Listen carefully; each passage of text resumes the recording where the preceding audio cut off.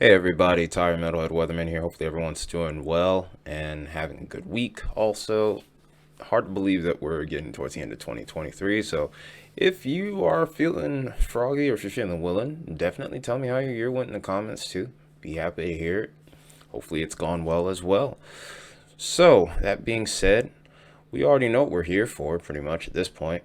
Haven't talked about it in a little bit due to the holidays, but we do have New Year's Eve coming up, of course, so we always will cover that. But the pattern after New Year's Eve has been a big topic amongst the weather community. I've touched on it a little bit here and there, but now that we've gotten further into range, I think it's time for an update. That being said, hope you enjoy it. Hope you hit that like button too. If you're new, consider subscribing as well, and also hit that share button too, because this could catch a few people by surprise to start out 2024. One thing to make note of, though, as I've gone over to the screen to the right here, looking at severe weather potential, potential too low. That's a good way to start out the year, not having to worry about severe weather. But there is potential for cold air and potential for some wintry weather as well. So we'll go ahead and switch over to our upper level model data here. So this is us looking at the upper levels of the atmosphere. We're looking about 40,000 feet plus into the atmosphere at this point. And here's the current storm system that we're dealing with right now. Looking at our two models over here. You've been around on the channel for a minute since we've gotten the dual screen set up. The Euro is the one to the left and the GFS is the one to the right. This is mainly for my weather nerds. We also talk about other stuff. We also talk about the models on here, in particular models in other videos on here. So if you want, I'll even leave a link in the description and in the top right corner here and there, so that we can kind of get on board with that if you're trying to follow along. But that being said here, though, the Euro and the GFS have been kind of showing a lot of different scenarios as of late. In the short term, they've been pretty congruent, but it's really once we get past about 4 to 5 days out where we start to see a few similarities here. But we'll start out with the Euro. This storm system is set to affect the Ohio Valley here in the Midwest. Potential for wintry precipitation even stretches all the way towards Tennessee and parts of the Appalachians here, maybe even pushing all the way towards central and southern Tennessee. Can't even disinclude maybe parts of northern Alabama, Georgia, possibly getting into the action. But there's still a few variables to consider with that, mainly with the cold air and the moisture timing. Because typically what will have happen here as we get cold air coming in, the moisture will typically try to draw away from the cold air. Moisture tends to usually be warmer, so it's hard to get those two to coexist properly, so to speak here. But as we can see here, as we're heading towards the new year, I'm mainly watching towards the northeast, maybe for some potential for snow. Outside of that, it could be kind of rainy over here towards the south and maybe towards the southwest as well as we go through the new year, from New Year's Eve into New Year's Day. So 2024 may be a wet start for some of us, but nothing awful unless you're up towards the northeast. Maybe we'll have to watch for wintry precipitation there as well. As we continue to go forward here, we see our next storm system coming in. And this one kind of piques my interest a little bit. I think this is mainly going to be a rainmaker, but I wouldn't rule out the potential for maybe a thunderstorm or two, maybe even a stronger one over towards the Gulf Coast.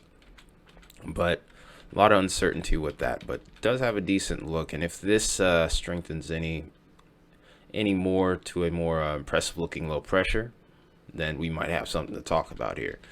But of course, at this point, when we're 200 plus hours out, we're more or less looking for trends here. Keep in mind, this is on the Euro.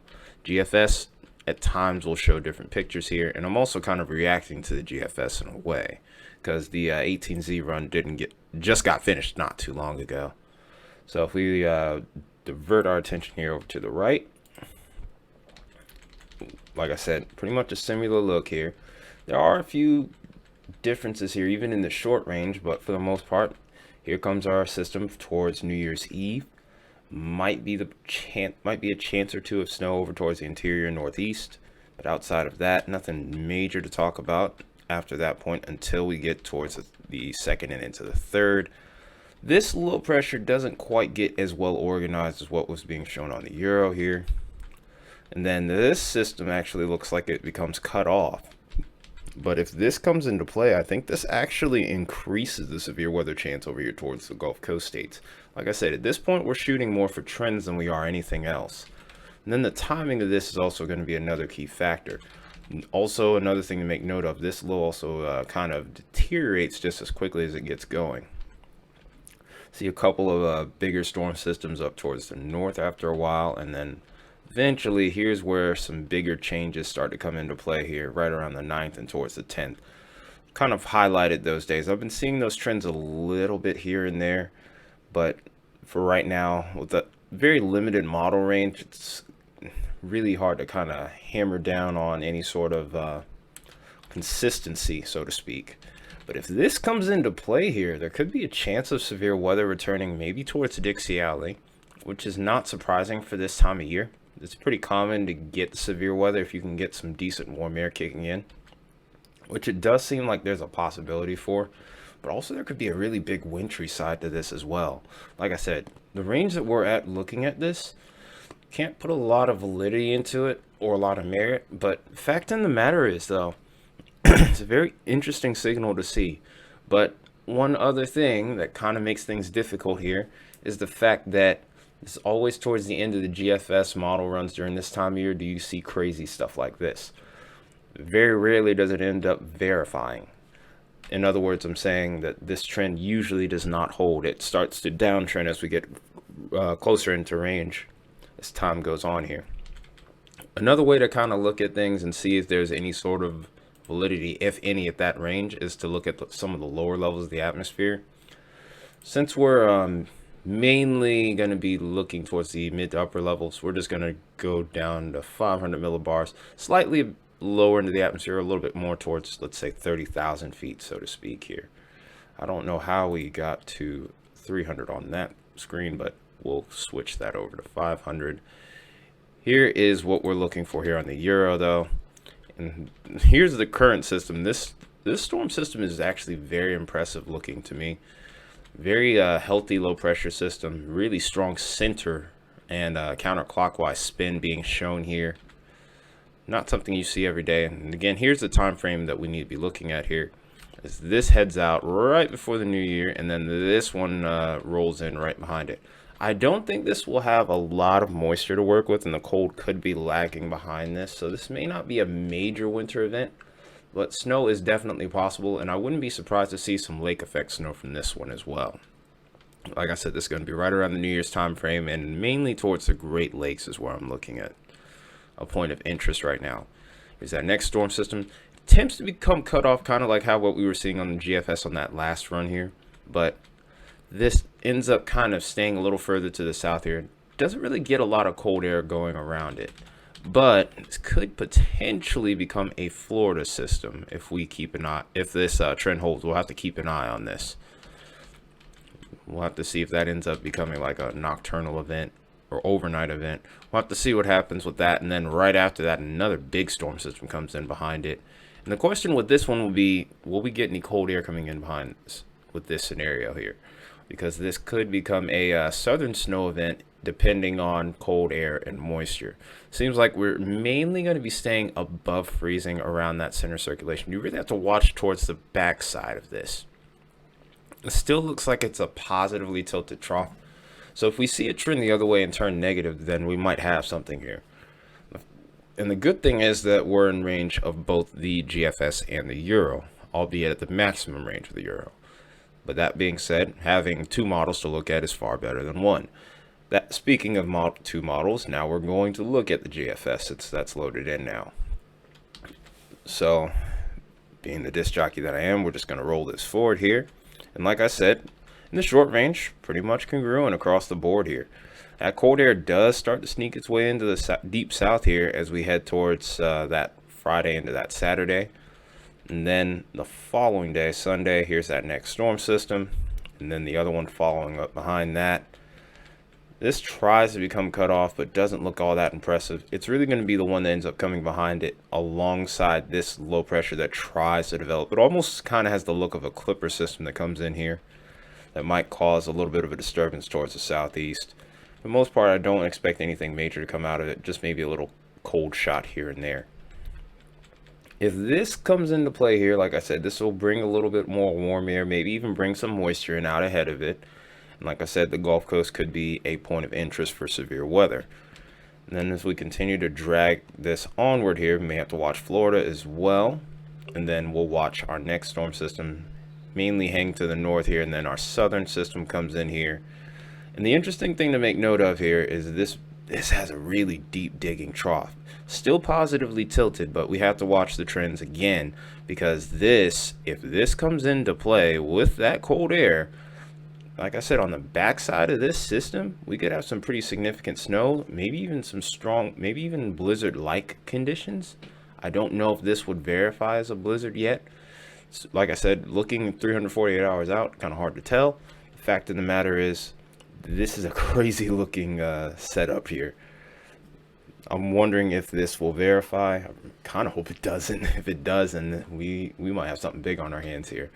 So for right now, anyone that's a weather enthusiast might want to mark their calendars. Anyone else, just tune in on the channel here and there. That's really all I got to say to that. That's pretty much all we have going with the upper levels of the atmosphere as far as the jet stream is concerned. As far as our air masses are concerned, you shouldn't really be too surprised here. Looking at the Euro, you can kind of see that we have a lot of cold air beginning to come into play here within the next 10 days. And this is really going to become more prevalent as we look through the GFS in the next 16. So here's the first cold air masses, and then watch what happens once we get past 200 hours out. Things really start to ramp up here from the looks of it. And then all kind of really starts to ramp up as we get towards the end of the model run. Again, keep in mind, like I said before, that this at the end of the model runs, there always usually will be some pretty intense solutions here. So we're not really necessarily looking for a forecast at that point. It's more so a trend. If that trend holds, then I would be more concerned about it. But for right now, it's just it could just be one crazy solution. And keep in mind, I said could. It's not that it can't happen, but it's a wild signal, I guess you could call it, for lack of a better term here. But let's continue to go on here. We'll actually kind of see a little bit of truth to what we'll end up seeing on the model runs here, especially in the shorter range here. We'll kind of go a little bit slower with the temperatures here. But you can see that cold air eventually starts to invade the southern end of the U.S. as we get further into the start of 2024. Especially as we get past the 5th here, you can see those colder temperatures really starting to take over. You can even see our current storm system here, which is pretty cool. To see that counterclockwise spin is impressive.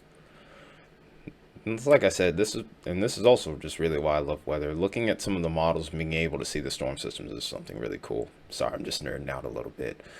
But fact in the matter is here, main thing to make note of as far as the coldest the temperatures, still looks like the Rockies are going to have the coldest temperatures, but we're starting to see more coming into play here towards the northeast now.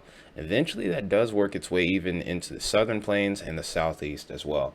Mainly going to be reflected most in the morning, but down the line here, look at the GFS, we're probably going to see something a little bit more notable as we go further down the line here.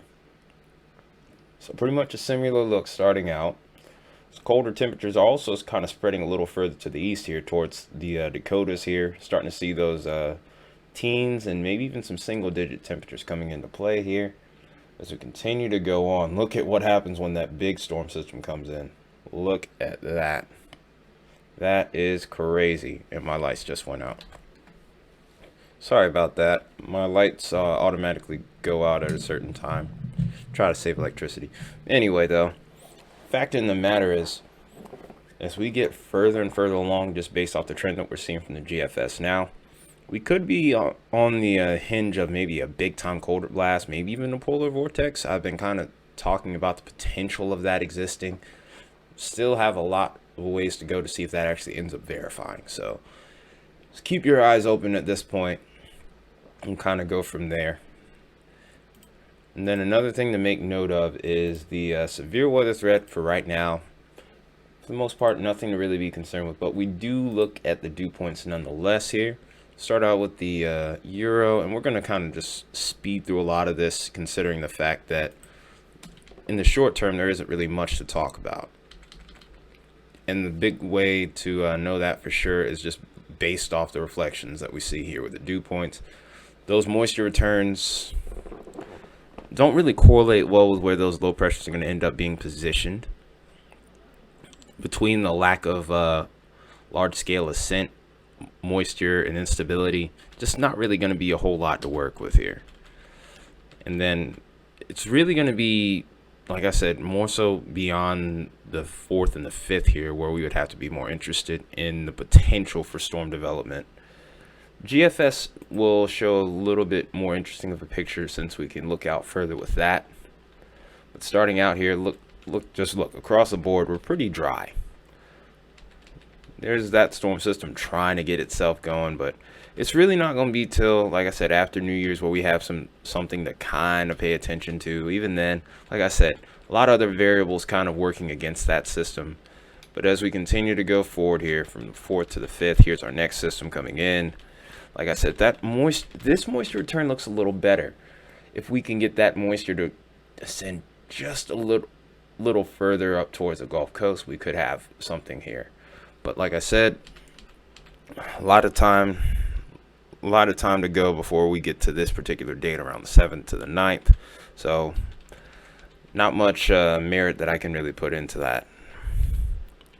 And then see, this is where I start to have that issue here with these storm systems here later into the model run. We could see potential for severe weather here, but right behind that, like if we were to look over towards, let's say, Alabama, Georgia the following day, almost kind of has the look of a dry line setup. It's a little bit bold for this time of year, but not impossible.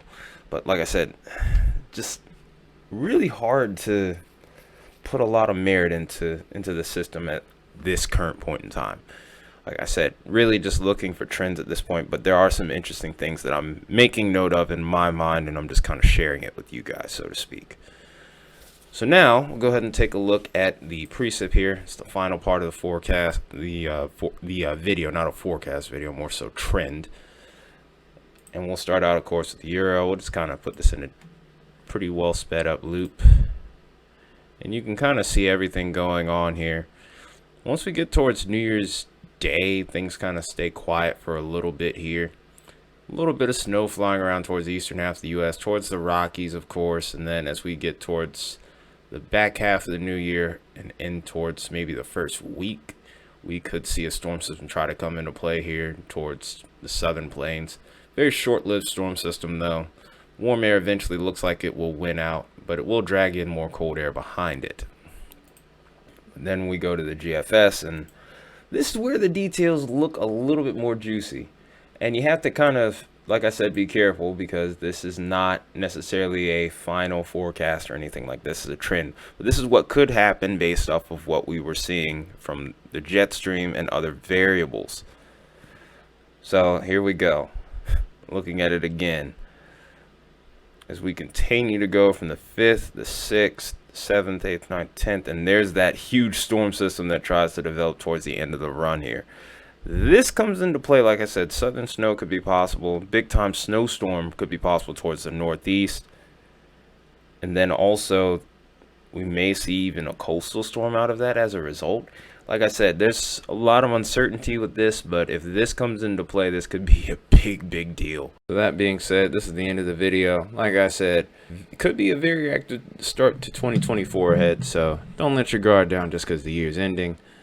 With that being said, hopefully the video was useful to you. If it was, you know what to do. Hit that like button, consider subscribing if you're new, and also hitting that share button as well. Got big plans ahead for next year, very big plans. But that being said, hope you guys take care. I don't know why I'm not able to speak worth anything, but I'll see you guys soon. Until then, horns up, and I'll see you next time.